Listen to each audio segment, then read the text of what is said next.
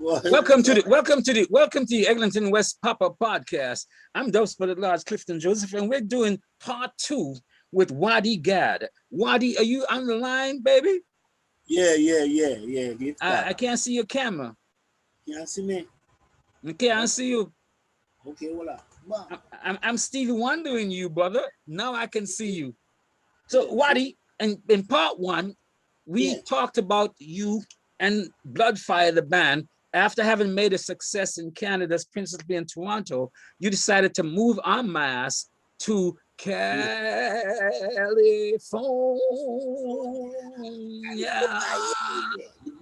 Reggae on the river, a hotbed of reggae in that time. Tropical things like the TNT, Trinidad&Tobago, where you're from, and so on.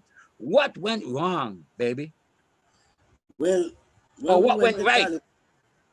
When we went to California, a lot of things happened, you know, and BLOODFIRE went through a transition where, you know, the record contract that what they were supposed to attain, like I said, the head man, who was the A&R man, he passed away, right? Mm-hmm. And it was a sad thing. But anyway, they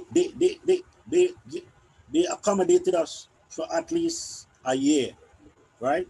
Mm-hmm. Because they had us housed and everything, and they let that state remain the same, which was a good thing. That was a little bit of breathing space. A year. Yeah, that was a lot of breathing space. I'm telling you. Yeah.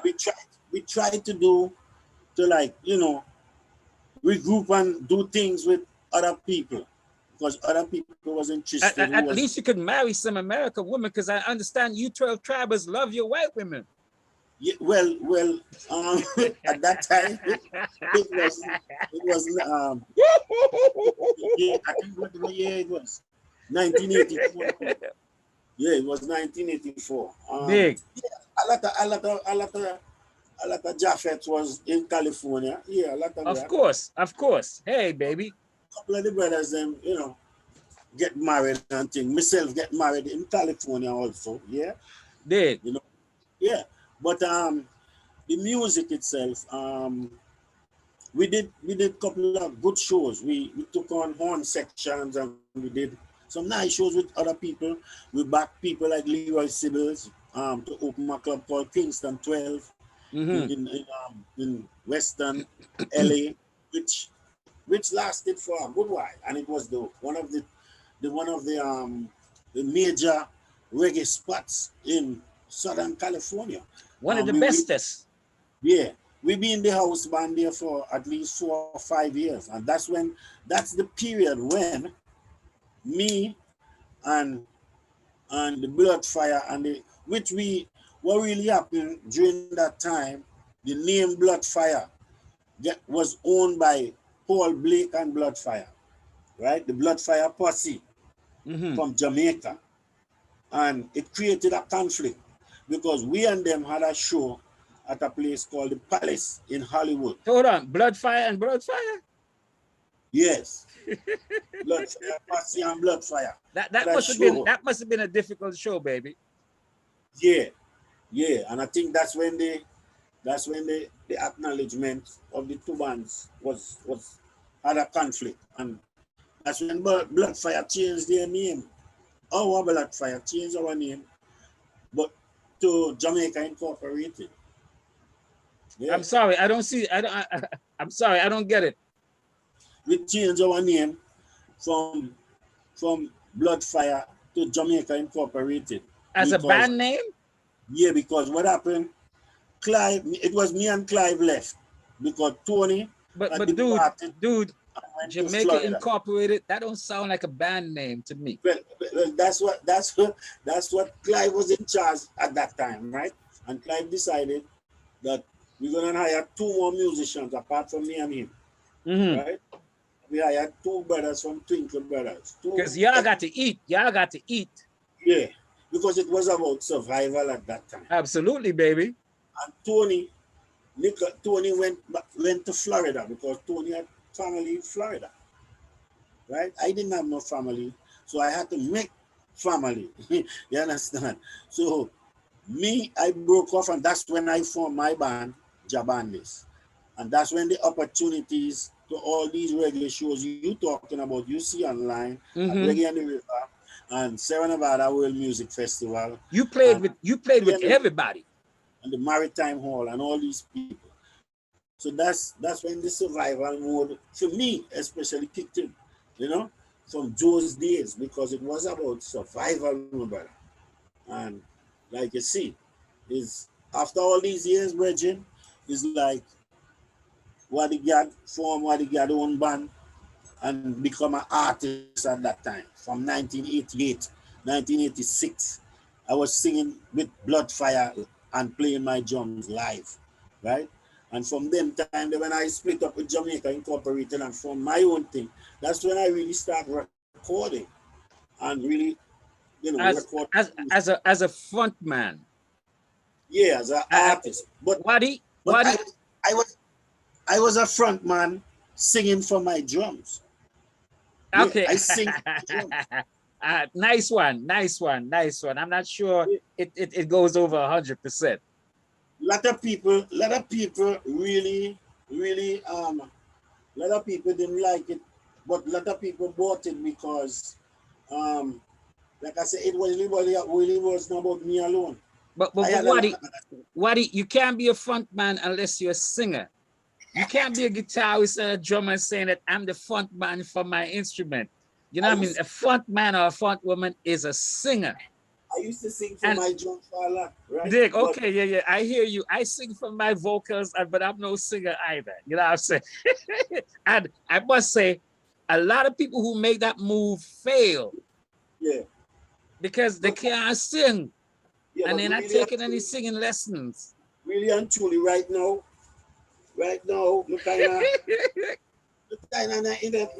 it's certain things where really we do a lot of it already.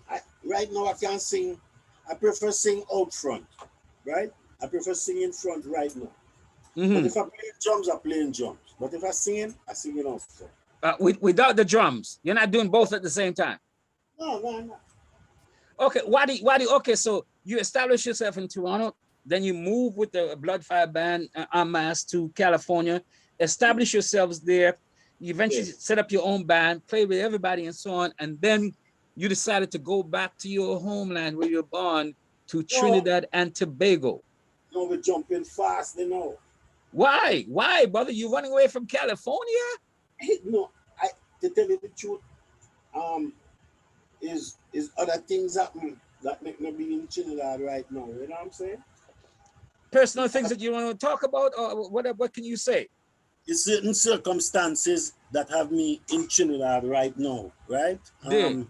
I mean, it's not because of my will, it's because of certain circumstances that maybe I created it too, not taking care of paperwork and overstay Of and course, things, yeah, again, so you miss certain things, right? And then you end up. Yeah. But Wadi, okay, Yes. take me back to that. Okay, so for instance, you might have ABCD effed up. We all Yeah. do sometimes, right? And you end up in a situation, but do you give up? Or did you say to yourself, you know what? Not I give up. still have to survive, and here's how I'm gonna do it. And how did you do it, brother? Not give up. I give Because you're still a bad mama jamma, motherfucker. You're still a bad motherfucking mama jamma, baby. I'm telling you, you're still a super bad drummer, Wadi. And you still got life, love, liberty, and all of that. I never Effervescence and I never stopped play over the years, mm, right? As a matter of fact, since I came to Trinidad 6 years ago, I played on about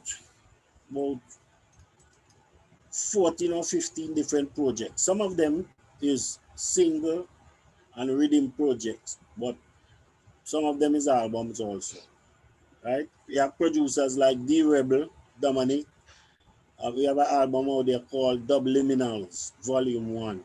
mm-hmm, Yeah, featuring some great artists from Trinidad, Jamenda, mm-hmm. Buzzrock, Wadi Gad, Sister, Sister Trees, and you have some other great artists. The album is called Subliminals Volume 1. Subliminal Volume 1. Volume 1, yeah. Right? You have a rhythm called Affliction Rhythm, created by the same producer, The Rebel. And you have many more projects connected to that. We have a rhythm called Inner Terrestrial Rhythm, album with several artists out on the road on YouTube and different platforms right now. Wadi, rest assured, we're going to profile all of those too, tell you the truth. So tell me though that when you got back to TNT, it takes a bit of an adjustment, of course. You got Yes. family, some they Yeah. want things. Say, how you come to fire and you don't bring back a Mercedes for me? Yes. What you got for me, brother? You know what I mean? Buy me a lunch, no, this and that, and so on. And of course, the musicians all over the world who might be contacting you saying, hey, I'm passing through Trinidad. But then you're in Trinidad and they got to say, well, how do I get to the promoters and the people who are connected to get me those gigs? Or did cats just start calling you internationally on their own? Well, both was happening. Both was happening. I mean, it took me a while, and it was an adjustment because missing playing shows every week, 6 days a week minimum, was like you're missing that. So it took a little while to hook up with the musicians and the people with like minds. And after that happened, I meet a guy named Beaver Henderson. He's a great producer. Beaver, like the animal Henderson. Yeah. All right. And he had just produced an album for Marlon Asher called Ganja Farm. Ganja Farm. Dig. And someone suggested that me and him meet, because of his quality as a producer and a music man and my experience coming from abroad, So we link up and it was a good one. But I get a feel for what was happening business-wise in Trinidad, And that was the important part. I realized that my experience was a great thing. Music, people still need to learn here in Trinidad and the Caribbean and the world over how to copyright and register and publish their music. So they can own their intellectual property, whether it's playing on an album or indeed collaborating with another person. These indeed is what missing, and I think my expertise in that vein will help a lot of artists. So hopefully, in time, like everything will happen in due season and due time. I really believe in destiny. So that's why I see the movements that's made and the things that happen is because we never fret about it, because I see it's Almighty God moving. Me there for a reason, Absolutely. And two things, Wadi, as you say that, you're there here and you have seen the development of classical reggae when the Bob Marley and the Wailers went internationally. Here in Toronto, you were here when all that happened. You got involved in the scene. You've seen the life and death of Bob Marley, Peter Tosh, Bunny Wailer. You've seen the music move where nobody knew about it. It was just in the basement parties and up here with George's record shop in the basement of Monica's. You've seen Jackie Material. You see? Talk to me about George's producing style. Brothers tell me that George's producing style was that he'd go and get a bucket of Kentucky Fried Chickens, putting it down there, eat, and then go to sleep. Wake up and said, all right, I think that's good. Did you said George's? Did you play with, did you record at George's? You mean Ozzy? And Ozzy. Eglinton, Easter Oakwood, Monica's. Oh, Monica's. And George's record. George used to record in the basement and he used to distribute records from Jamaica at the time. Yes, man. That was almost in the same block where Satellite Music School was, Yes, right? exactly. Right there. Not the same, not almost the same block. They were like doors Yeah, away. remember downstairs, what the brother named George's? George's, yes. But he used to record through a Micron Music, right? Yes. Yeah, man, Pete Weston. Okay. And Okay. Pete Weston ended up starting up Micron Music. They were in St. Yes, Clair and after that, yes. Christie for a while there. Yes, man, a true man, because Leroy Simmons was signed with him, Pete Weston, Micron Music. So what I was saying, right, is that explain your longevity and that you are one of two, I think, legendary Trinidadians. And tell me about this other one I'm going to mention to you. A lot of people don't realize that one of the biggest bass rhythms of reggae music, period, actually was a guitar lick from a Trinidadian guitar player named Lynn Tate. Used to record with regularly in Jamaica with Jackie Me Too and them. That chink, chink, not chink, chink, whoop, whoop, whoop, whoop, whoop, whoop, boom, boom, boom, boom, whoop, whoop, whoop, whoop, whoop, whoop, boom, boom, boom, boom. You know that bass line, right? Yeah. Why did you realize that was a guitar line from Lynn Tate? Yeah, well, a lot of them things happen. Enough of these recordings, many bass lines is keyboard play some of the first licks to start the line on recording. So you tell me that bass players are just some pimps? Just pimp everybody has a villain? No, I don't think so. Speak the truth, brother. Speak the truth, Wadi. Wadi, speak the truth. See, no, that was during those days. Remember, those days were the creative days, isn't it? Yes. So everybody was teething for everybody else. Well, you know something, a lot of that happened in the early in you could say it in that way in plain words, but people was being inspired by one another. But exactly. So it's not something negative. Yeah, we all get inspired and inspired by each other. You see what I'm saying? So that's why to me it's not so much ego, because you get inspired by somebody and you do it in your own way. Of course. Because Wadi, you know how much time I tell people, look, hey, I like that joke, but I'm teething it. You know what I mean? So I'm gonna be using that shit like it's mine. Yeah. Because you teethed something from me 2 months ago. Yeah, artists is like that, and I think in the field that we're in, a lot of that happens sometimes, you know what I'm saying? So nothing is, wrong with that. But like I said, yeah, you was talking about Lynn Tate. Lynn Tate was a great guitarist, and he mentioned, after he passed and thing as being a Trinidadian from Trinidad. But really and truly, there was a lot more integration in the music, because to me, like I said, it wasn't a nationalistic thing to me. It was a movement. And because of my initiation into it, because of the love of it, and of course, the necessity for me, because music grew me even before I went to Toronto. I used to play with a steel band named Frank Clark Kids that toured a lot of places in the world before I even migrated to Toronto. So, and because my mother was abroad, I needed that money to take me to college. Dig. And Wadi, because I do a lot of work with people who tell me that they were always singing once they was born out of the womb. There was some of them tell me they were singing in the womb, and they were singing in church since 4 and 5. Right, and of course, I know 99% of them are lying. So when did you start? And you were proficient actually playing with bands at 14, 15, 16? Yeah. Yes. Take me through that, brother. That started, like I said.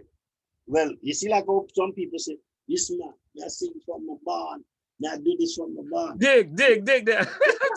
I'm like, get out of here. Get out of here. Don't doubt enough of them doing it, because I experienced it, because I asked my son when he was in his mother's belly, and he told me he was hearing us talking, brother. He said he was hearing us talking while he was in his mother's womb. So Don't doubt some of them. And hold on, and having never spoken, he could understand you? Huh? But he's never spoken, so how could he understand what you were saying? No. He just heard the vocals and the Yeah, musical notations. He didn't say he heard us singing or no. He said he heard the voices. He Mhm. didn't, yeah, he heard the voices. But back to me, right? And my beginning. My Dig. beginning again was through upbringing, right? I was born in a humble abode, West Indies. So poor parents, and schooling was, of course, part of your growing up. As a Of youth, course. you got to go somewhere to do babysitting. Somebody had to carry you somewhere to until you can go to school, right? Dig. So music, you listening music, singing hymns in prayers in assembly was something I always liked because that gave me the opportunity to sing. And I love singing. And when it comes to while we're singing, we have to play a rhythm with it to sing. So that was me playing the desk. The desk, Wow. right? That was the desk. The desk. Right. That's Or how a you pan, started, baby. or a pot, or a pan. And so it started. We had a thing in Trinidad because we have a lot of the Baptist religion here in Trinidad. The shelter Baptist. Yes, we have a thing called Thanksgiving. And we have a season where Thanksgiving is very regular in the months when the children is off of school. So we as children, we used to go a lot of Thanksgiving. And during a part of the Thanksgiving, after they sing and wash hands and do everything, they have a part that they have drumming and singing. And I am always part of the drumming. And also, this is 5 years, 6 years, eh? They have a dance troupe in my Hold on, community. you mean you are 5, 6 years old? Yes, playing the drums. Wadi, you're lying to me, boy. No, well, ask my mother and ask my grandmother and ask my son and my daughter. What you doing at 5, 6 years old, brother? Ask me, my schoolmate and my classmate, them will tell you. I sing in a boys' choir at 7 years at Queen's Hall in Trinidad and Tobago. And I remember the song I sang. Okay? Tell me about what you remember about that song. This song is called Bessie Was a Black Cat. Bessie was a black cat as old as a house. He never caught a rat, but he never caught a mouse. He sat by the fire from morning till eve. And when the sun comes down, he never would leave. Right? Buddy, you're bad, brother. You're bad, brother. But there was a dance troupe in my community center. And me and my friends create a dance, a drummer's corps, so we could back the dancers. And we would get paid 50 cents for every session. And that would buy us like maybe a drink or something. So this is how I was motivated. And it go up and it go up and it go up. And they had a band right next to the community center. How apropos and appropriate. Yes, 8 and 9 years old we're going now, eh? 8 and 9 years old now. Boy. The drumming was really good. But let me tell you there's a circumstance that's happening, why all this is happening. Eh? My interest grew strong for music because my household, during that time, being a poor household with brothers and sisters, it was rough. Okay? It was rough. There was a lot of things going on in terms of influence. The influence could get negative. You could go gamble under the light. You could go steal somebody's things. You could do a number of things as a child. Absolutely. A lot of bad things there for you to get involved in and inveigled. That's correct. But me personally, I was intrigued in going to the dance troupe, going to sit down behind my drum, going to listen to band practice. And I listened to that band practice in my neighborhood for about 3 years religiously. Because when I'm practicing, if I'm sleeping at night, I'm hearing the band. Dig. Where I live. You think it's a dream. You think it's a dream. But, yeah, so I have to be there. And sometimes I run away from my home or whatever and sneak back in. And my auntie and whoever supposed to babysit me don't know I'm out. You understand? So I listen that band playing, practicing for over 3 years, from 8 years till 11 years old, right? And one day the drummer of the band never came to practice. Excuse me? That's a big opening. That's a whole tent opening up. That's like a big ass doors at the concert center. You know what I mean? Open up for you, Wadi. I've been listening practice, like I said, for 3 years now.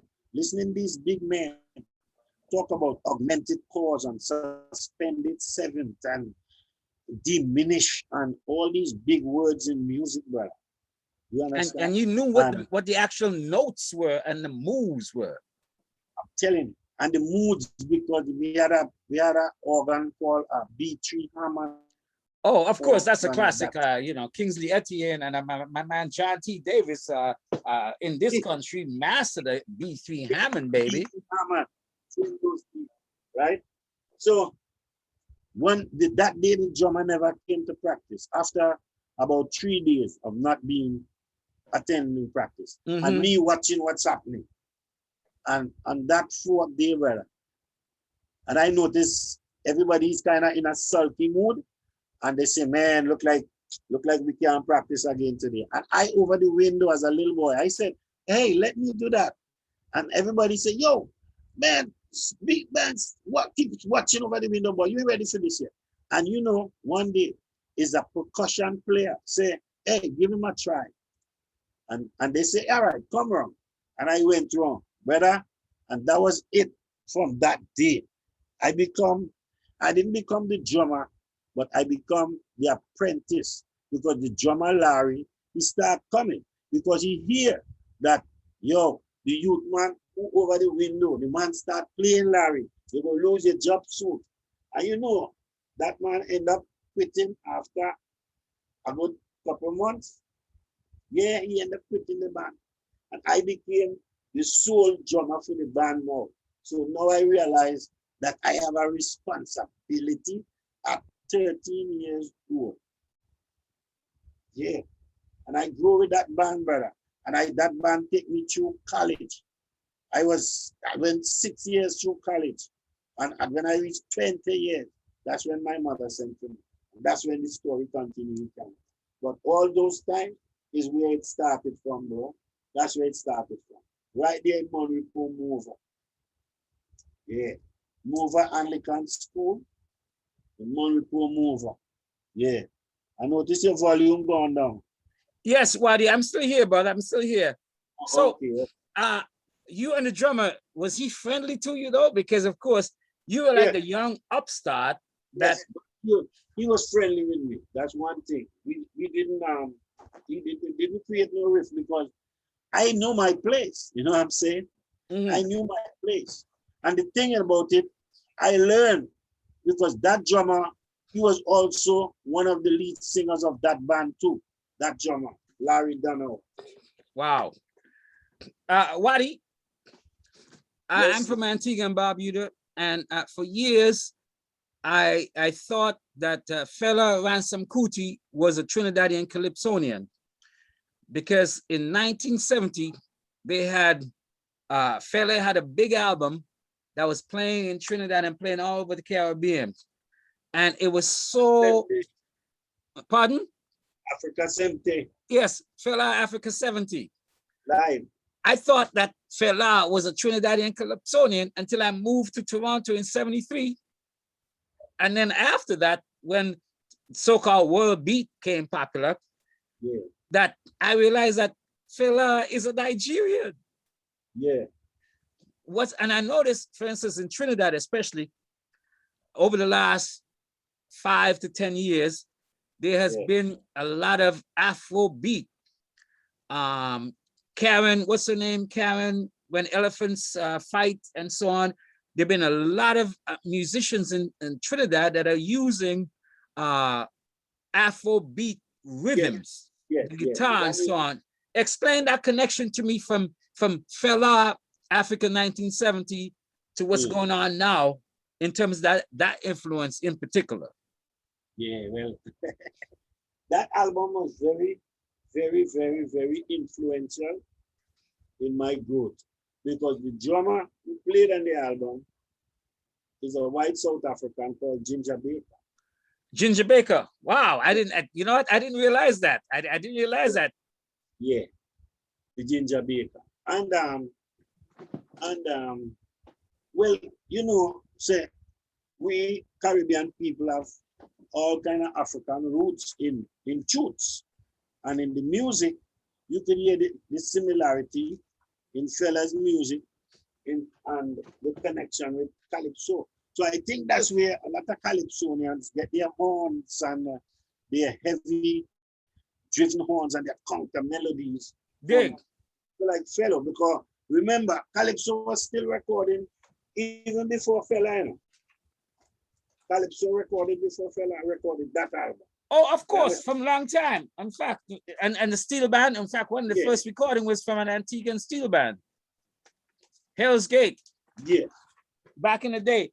But what I thought though is that I thought that Fela was a Trinidadian for years because of the music. Because of the music. Yes, yeah. Well, you see that. Yeah. Well, that could happen because of the, like I said, the African influence is in our music heavy.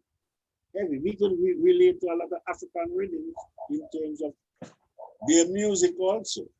And it's loved worldwide. So that melting pot is definitely that connection is definitely there. You know, and I love it too. I am influenced heavy by that album from 1970 for sure. And others also like artists like Lucky Dube and Magic Fashek and you know. Oh yes. So maybe you know, you have some good artists right now. You have a brother named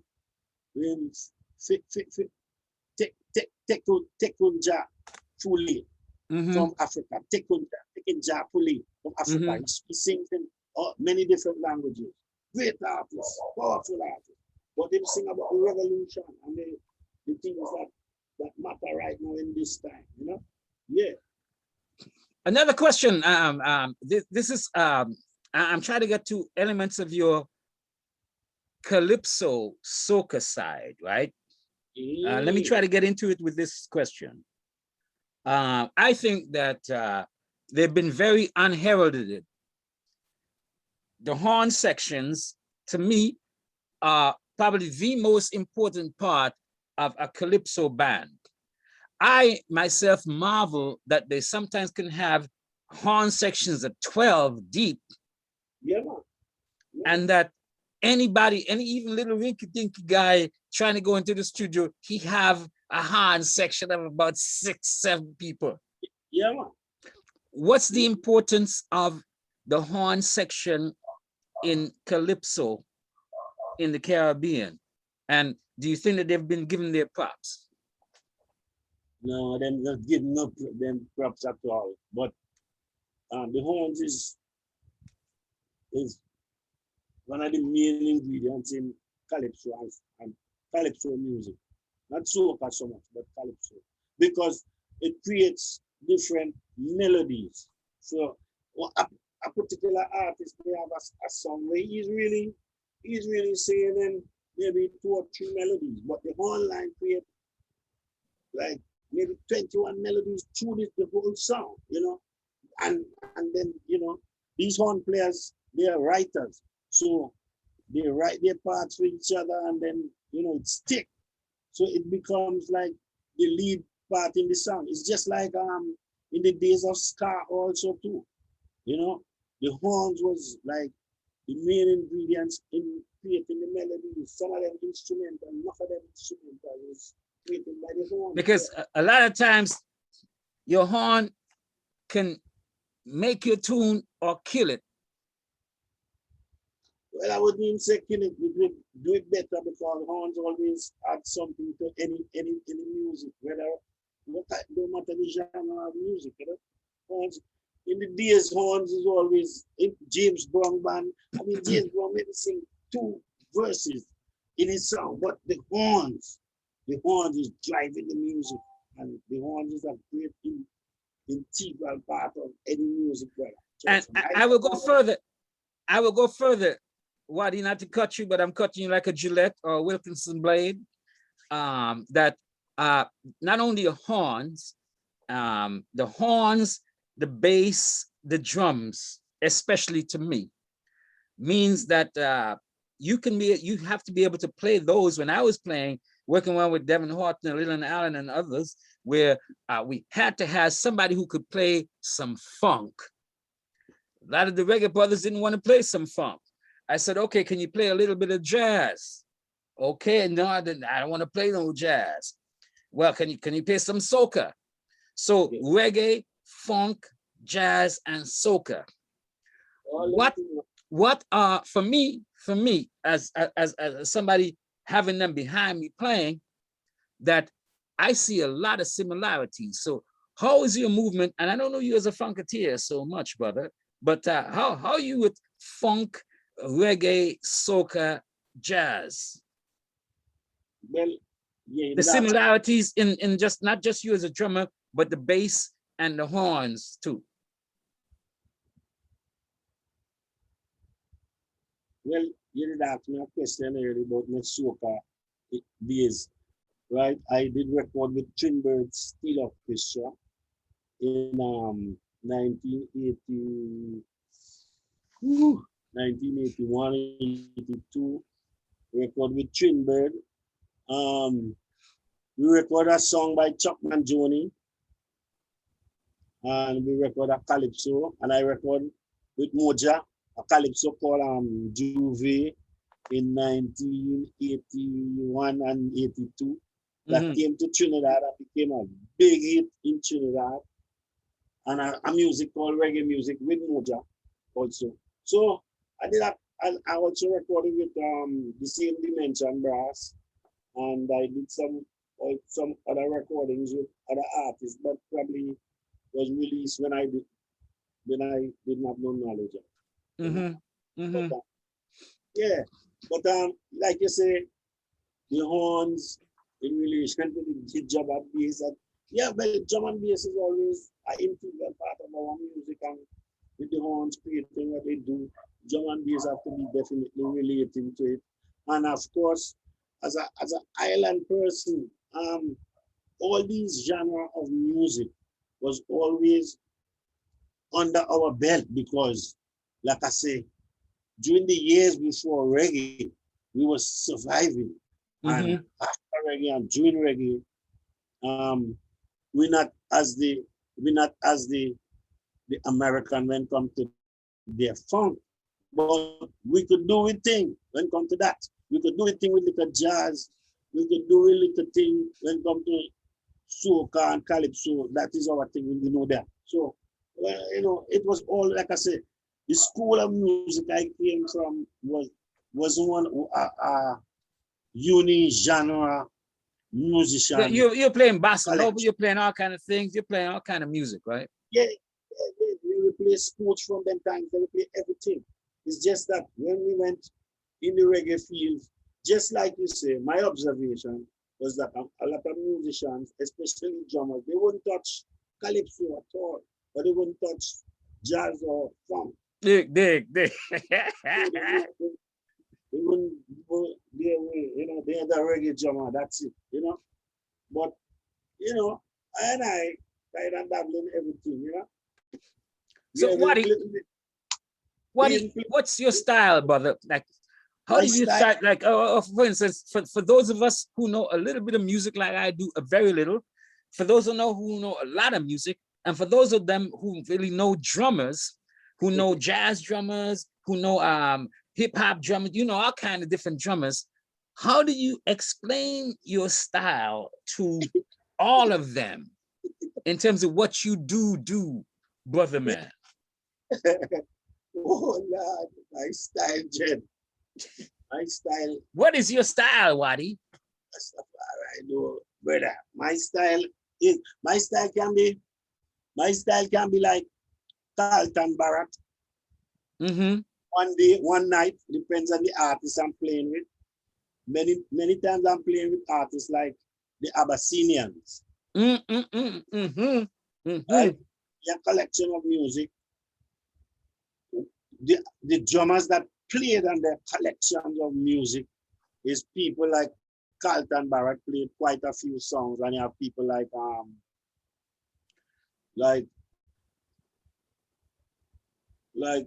Horsemouth. Horsemouth Wallace, you have to match those cats then, right? So yes. So my style was adaptable to the material that I'm given to play, right? You give me slide number style, yes, you're getting that. You understand? So really, I'm flexible.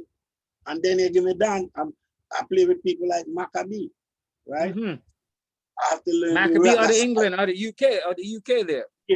Yes. I have to learn the reggae style and the calypso style and the dancehall style, the fast style. You understand? So I'm adaptable to many things.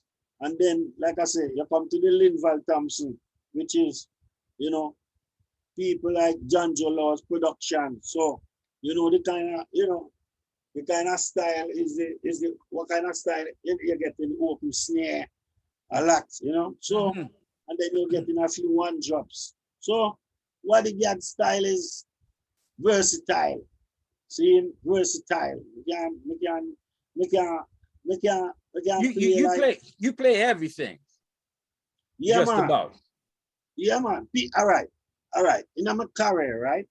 In all the thousands and millions of shows that I have played, right? People tell me, said, many times I come off the stage with different artists. A man said, why? Yeah, it's so just like Santa Davis J. You know? Yeah. And then you have place like Toronto, when I play with people like people like, let's say, Leroy Sibbles and them, and say, boy, that better song like Horsemouth Dread. Dig. Rocking vibe like Horsemouth. Just excited when I'm play, you know. So and then again, like I said, me respect the big man slide down guy, and I see. Of course, hey, man, respect is due, really, baby. Yeah, Sly Dunbar is a man I admire because he is not a flashy player, but he thinks in the pocket. He's cooking the pot. He is steady. You can set your watch by that brother and that downbeat. You can just get that locked in and shit. You know what? Metronomes go to Sly Dunbar to get their shit. Yeah, man. So Sly is a man, no respect his deportation in terms of how he handles himself. And you know, is that I and I try to emulate too. Not saying we never have it, you know, but meeting people like that, it assures you of your humility is something that you're comfortable with. You know what I'm saying? That is me.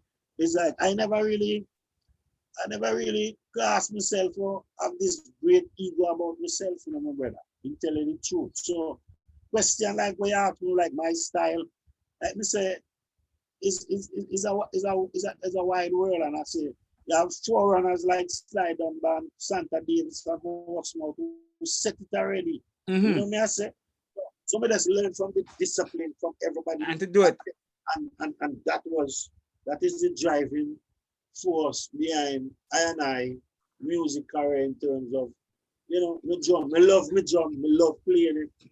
It's like, you know, is that creating new beats, creating patterns, creating things, setting things, and being a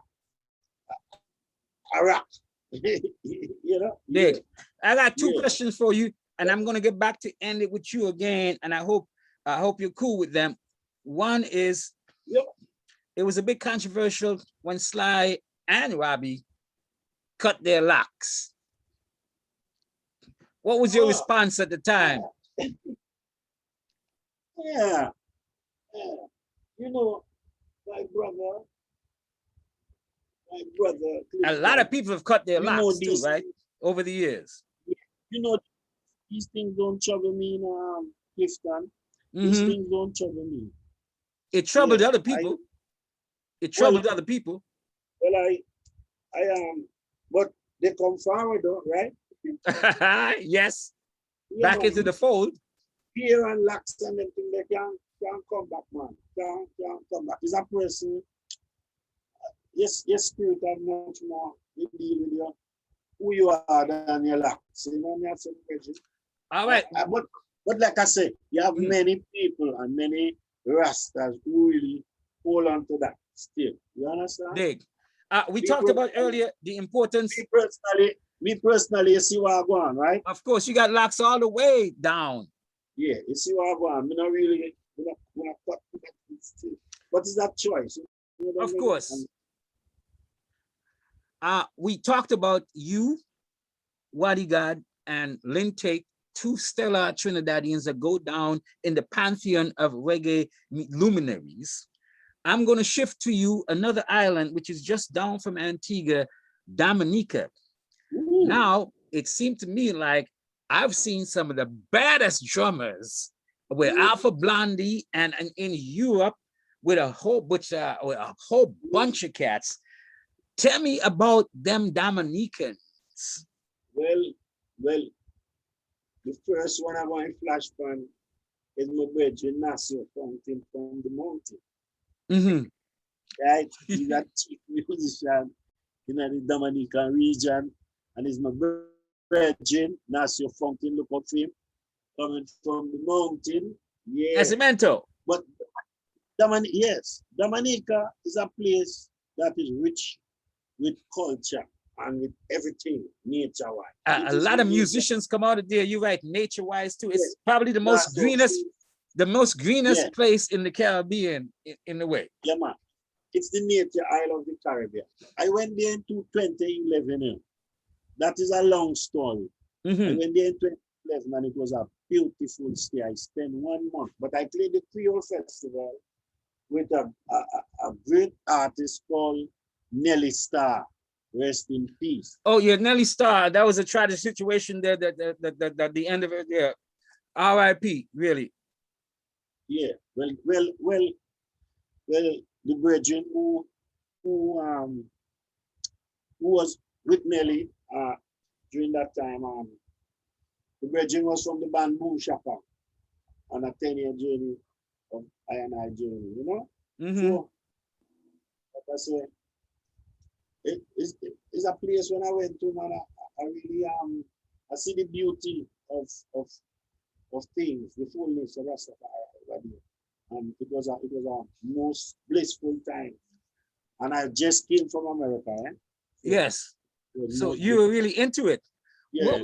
What Wadi you think then is the connection between that kind of flora and fauna, that natural beauty, that being grounded in the earth, that inspire so many musicians and so many depthful musicians that come out of that island of Dominica? Because I was saying, referring to you, that a lot of Dominicans ended up, I mean, I saw Alpha Blondie one night in Toronto, and everybody in his band was from Dominica. Mm-hmm. Because them can speak the patois too, so it's relatable too. You know, but Dominica musicians and really excel. All right. You have people like Bird, right? Mm-hmm. Oh yes, from Reggae Cowboys of Reggae Cowboy fame. You had this band Reggae Cowboys who did real great works, right? Along the journey, we meet them up and did works with them and thing, and we became close friends. Lazo Finn, great. Absolutely, Lazo's back in town, baby. Yeah, when I went to Dominica, Lazo was there. He just happened to be there, and we went and visited him because the played with the Whalers too for a while there. Yeah, Lazo is a good artist, man. Them man is good artists, and they have good drummers too, man. They have great drummers. Look, I tell you, they have some motherfucking drummers, good drummers, dude. I'm telling you, I saw a guy he had so much shit around him. I thought, you know what, how did they have the drummer and the percussionist? Yeah. He was the drummer and the percussionist. Yeah, man. Man, when them dudes set up, I said, what the? Yeah. No, but that's what I'm saying. You know, when these drummers have chops and they're real explosive. Dig. But they're really good. But they have some good drummers, Rust. I tell you that. But I think they wanted a kind of different song from me still, so that's why they sent to me. So yes, no, of course, everybody got their corner, right? And again, what happened? This sister album had recorded in Jamaica, so they wanted a song kind of close like that. So they didn't want to take a chance with a local drummer because they didn't want the song the same now. Dig. So they sent to me and it was nice and everything, but tragedy happened 4 years after that. Wadi, reflect as we leave on your time in Toronto, some of the mysticism that happened, some of your sentimental remembrances, what you miss about the thing, what you realize you left here, and when the last time you were here, and how much is Toronto in your heart, brother, still? Well, my family still live there. I have lots of nieces and nephews who I love very much live there. My brother and my sister live there still. So Toronto is in my heart. I want to come forward very soon if possible. And like, you know, create something, do something musically, spend some time because I still have a son there. I have an eldest son there. Yeah. And you're still trang and playing like a motherfucker still. No, I'm trying to be. I'm giving well, hey, baby. Hey. I'm giving thanks for health and strength because trust me, without it, it's, you know, and right now we're in a perilous time. So it's a very serious trying time right now, but like, you know, prophecy and thing, you know, so there's a few that's close there and keep praying, you know. Wadi, you remember them times that we all used to have conversations about whether there'll be a Toronto black musical sound, whether it be reflected in reggae and soca and so on. Remember those times? When you look back on those times and you look back and look forward now on what we got, what did we do? What did you do at the time to contribute to what can now be seen as a kind of Toronto sound? Whoosh. I mean, the Toronto sound. We got Wadi Gad on the line here. He's a little bit frozen right now. We're coming on to the end of this part 2. I'm Dubs for the Large, Clifton Joseph. This is the Eglinton West Pop-Up Podcast. And we just asked Wadi a song just now, but a question right now. Wadi, you still there, baby? Hey, Wadi might not be still here, baby, but I am. It's Dubs for the Large, Clifton Joseph, for the Eglinton West Pop-Up Podcast, part 2, Perfunctory, with Wadi Gad. Trinidad and Tobago born, excellent guitarist, excellent drummer, who was the baddest cat in Toronto until he left with BLOODFIRE to go to California, then to Trinidad and Tobago, which is where he is right now. I'm Dubs for the Large, Clifton Joseph for the Eglinton West Pop-Up Podcast with Wadi Gad. Please like, subscribe, share.